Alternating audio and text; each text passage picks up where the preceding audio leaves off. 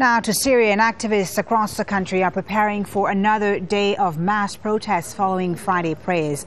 On Thursday, snipers shot and killed at least 2 people in the city of Homs. The U.S. president has said Syria's ruler Bashar al-Assad risks plunging his nation into civil war unless he deals decisively with the current crisis. Well, joining me now here in the studio is Rosen. He's a journalist who recently returned after several weeks spent inside Syria. Good to have you here on Al Jazeera. Another Friday in the Middle East, another Friday in Syria, more protests expected. Tell us first about where you've been, what you've seen in the country, and do you get a sense that Bashar al-Assad's regime has managed to contain the uprising? Well, I spent 7 weeks in Dara, Damascus, Homs, Hama, Aleppo, and Latakia. In villages and cities, and I tried to meet with both sides of the divide, whether political or sectarian. It does seem like to date the regime has managed to contain the demonstrations, and at the same time the opposition has failed to expand its constituency and reach out to non-Sunnis successfully and to the bourgeoisie.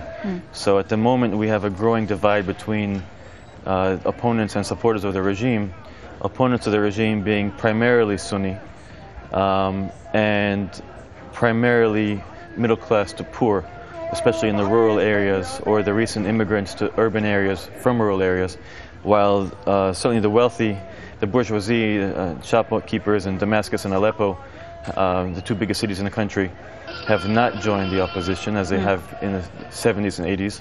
And Alawites, Christians and Druze are also either supporting the regime or sitting on the fence. Well, the revolution in Syria, unlike in Libya, has been peaceful so far.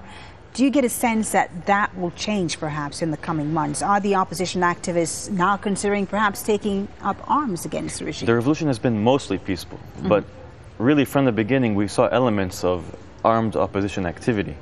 Not very well organized, but it has existed. To date, there have been at least 700 security forces who have been killed by armed opposition members of one kind or another.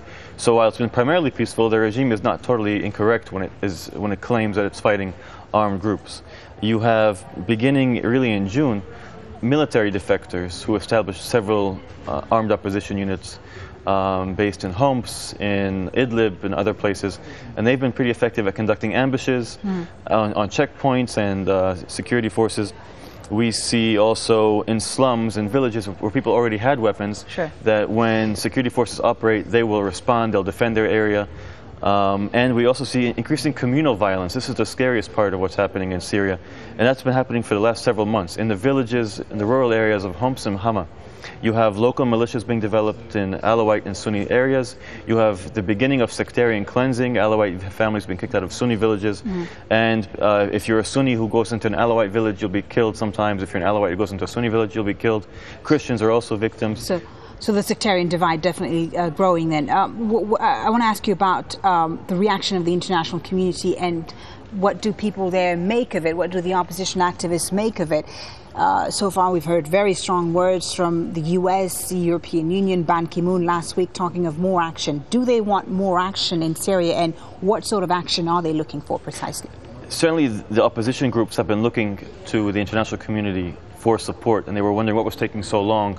Why is Obama vacillating? Why is Hillary Clinton saying one thing, Obama saying another thing?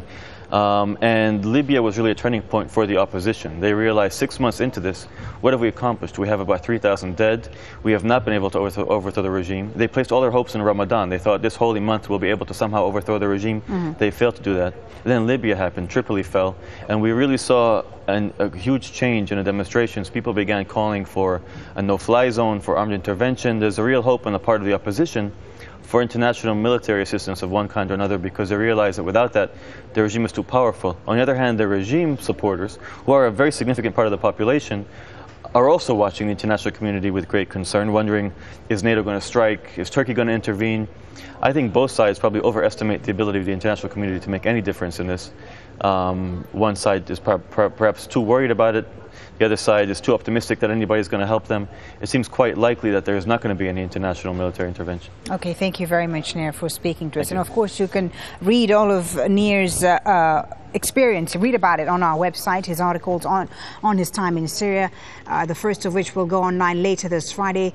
aljazeera.net/English is the usual address where you can read that, of course.